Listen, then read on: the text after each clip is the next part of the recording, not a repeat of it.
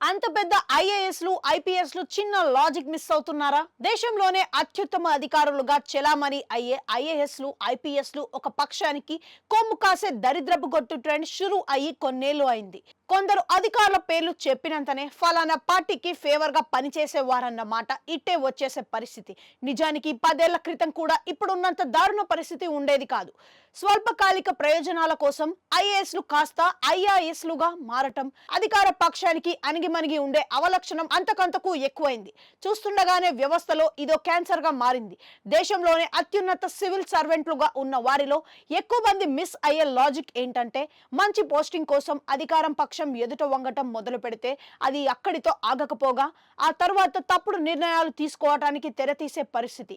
YS హయాంలో ఇదే తరహాలో సాగటం, ఆ తర్వాత కేసులో చిక్కుకొని జైలు పాలైన అధికారుల సంగతి తెలిసిందే. అధికారంలో ఉన్నప్పుడు తామేం చేసినా పర్లేదన్నట్లుగా వ్యవహరించే ధోరణి ఓకే అయినా ఆ తర్వాత ఏమిటి అన్నదే ప్రశ్న. రాష్ట్రం ఏర్పడిన 10 ఏళ్ల తర్వాత తెలంగాణలో అధికార బదిలీ జరగటం, అనంతరం చోటు చేసుకున్న పరిణామాలతో పలువురు ఐఏఎస్ల మీద ఫోన్ ట్యాపింగ్ ఆరోపణలు రావటం, అందులో కొందరు గాయబ్ కావటం తెలిసిందే. స్వల్పకాలిక అధికారం కోసం గీత దాటేసే అధికారులకు తర్వాతి కాలంలో తిప్పలు తప్పవన్న విషయం తరచూ నిరూపితం అవుతున్నా కొందరి తీరులో మాత్రం మార్పు రాని పరిస్థితి.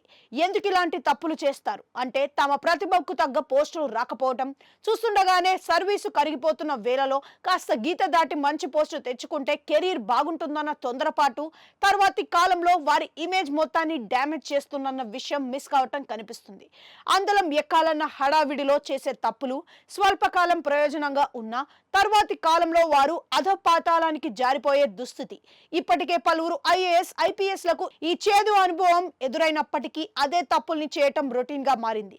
పెద్ద పెద్ద స్థాయిలో ఉండేవారు తాము నమ్ముకున్న వారి అధికారం పరిమిత సమయానికి మాత్రమేనని, ఎవరి చేతుల్లోనూ పవర్ శాశ్వతంగా ఉండదన్న చిన్న లాజిక్ ఎందుకు మిస్ అవుతున్నారని పాయింట్. ఈ సత్యాన్ని తెలుసుకున్న పలువురు తమ పనితనం మీదనే ఫోకస్ చేస్తారే తప్పించి మంచి పోస్టింగ్ల కోసం తాపత్రయపడరు.